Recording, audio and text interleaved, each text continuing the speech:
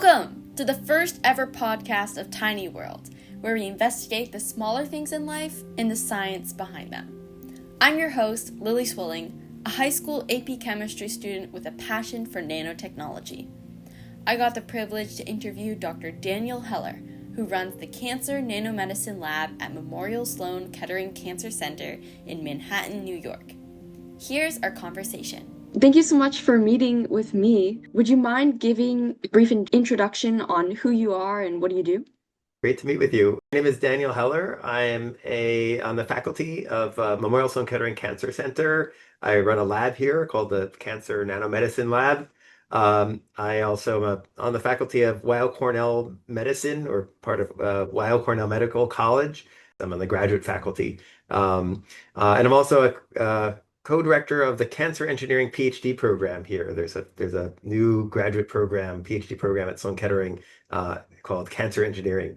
And so I teach and mentor PhD students. I'm curious to know, how did you get to where you are today? Like, did you always know you were going to go into cancer research?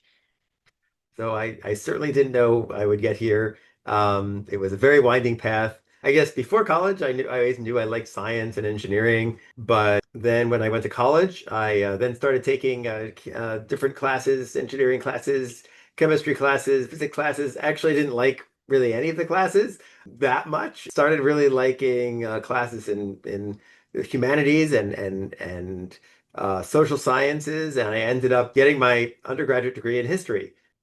But at the same time, some people got me interested in this club, which was the chemistry club, where really it was that we were just doing chemistry demonstrations at the local science museum across the street from Rice University, where I went to undergraduate. And I really liked doing these chemistry demonstrations and interacting with students and ended up really also getting kind of liking the chemistry, not really at the same time as not liking any of my science classes, and liking teaching, and started taking education classes. Dr. Heller got a job teaching middle school science for 2 years after he graduated. But he realized that when he was teaching students how to do chemistry or how to do their science fair projects, he really enjoyed the experimental aspect of science. I decided that maybe I would think about going back into science. And I started taking organic chemistry at night school at the same time as teaching during the day. And I ended up liking it a lot more, I guess maybe a little more removed from being in a full-time, like a college environment. I knew I kind of liked doing science rather than taking classes in science, and then realized maybe at that point that those are very different things. Dr. Heller began volunteering in several laboratories, which got him involved in different areas of science, and he loved the experience, leading him to decide to go to graduate school in chemistry in a chemical engineering lab. But even though I was doing my PhD in chemistry and working on nanomaterials and carbon nanotubes at the time, I still wasn't in the cancer world. I ended up then doing more training, a postdoctoral training in a different laboratory in a big biomedical engineering lab focused on drug delivery and kind of getting drugs to target tumors.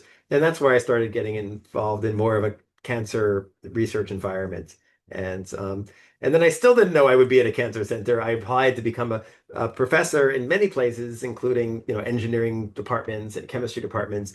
And this position opened up, and I talked to someone that I was never going to even apply for it. And then I talked to someone. He said, "Are you looking at being a professor?" I said, "Yes." He said, "Have you thought about Sloan Kettering?" And I'm like, "No, I never thought about that. I didn't even know that there are laboratories here."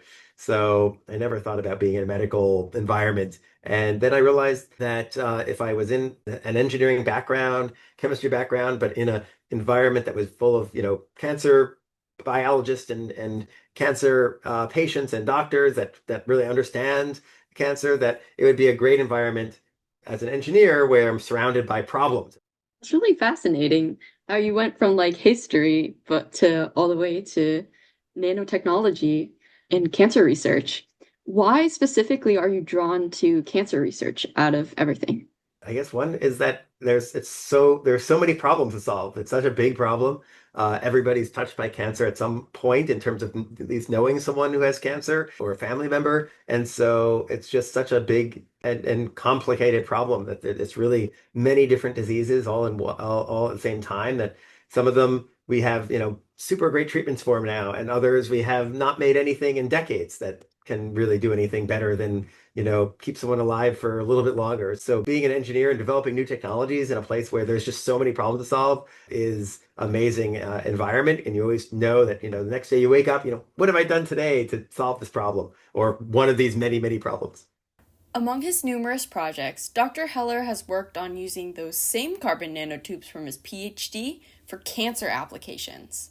So carbon nanotubes are these tiny rods of carbon, only they're about 1 nanometer in diameter, which is about 100,000 times smaller than the diameter of one hair. Single-walled carbon nanotubes have exceptional electrical, thermal, and mechanical properties.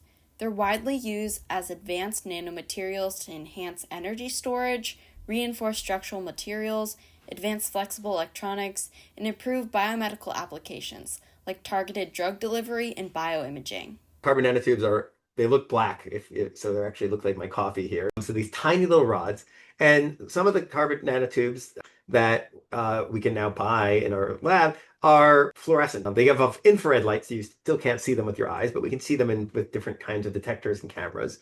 And this light, because carbon nanotubes are hollow, they're all surface. It turns out that something comes near this carbon nanotube and it can change that light. It can change the color slightly or the intensity, the brightness of the light slightly. And so they can be made into really good sensors.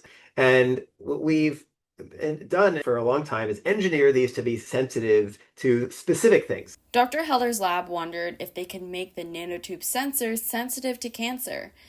To start with, specifically ovarian cancer. Early on in my career, when I first started here, I ran into a gynecologic oncologist.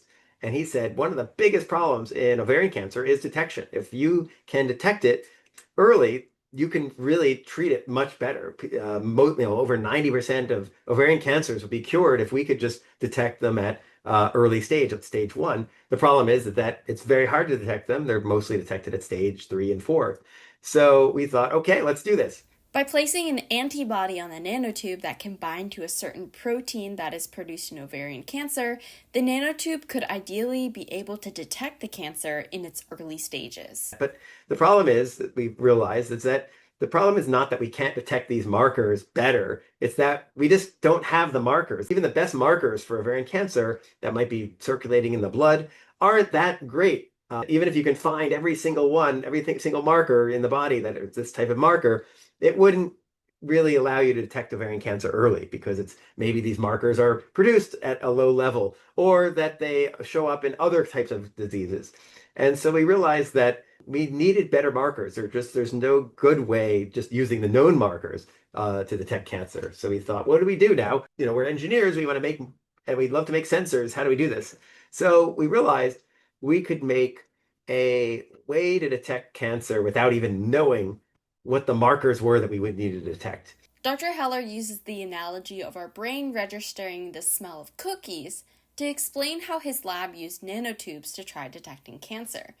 We've learned what cookies smell like not because there's one cookie molecule, but a specific mixture of molecules which we recognize from cookies, creating a fingerprint in our brains of what a cookie smells like. And even if there's more chocolate chips or less chocolate chips or different kinds of chocolate or whatever, you can still make out this is probably a chocolate chip cookie. And that's an analogy for what we're doing. We're not using smell like odor molecules. We're using proteins and different things that might be in the blood. But we're making a bunch of different sensors that all bind to different things and make these different nanotubes. They're wrapped by different polymers that might create a different shape that allows different proteins to bind or not bind. Or they have these little, what we call quantum well defects or SP3 defects on these nanotubes that can actually change whether some things can be made sensitive to the nanotube or not. The various nanotube sensors are each placed in a different well on a well plate and mixed with blood. Then the researchers can use spectroscopy, which is shooting light, at the nanotubes in order to see the different output of each well with each blood sample. And they're not really made specific to any one thing, and they don't have antibodies on them, but they're all binding different things. And so that's kind of making a non-specific set of many sensors, kind of like your nose works. By testing with the blood of many different cancer patients and non-cancer patients, the researchers can get a significant amount of data.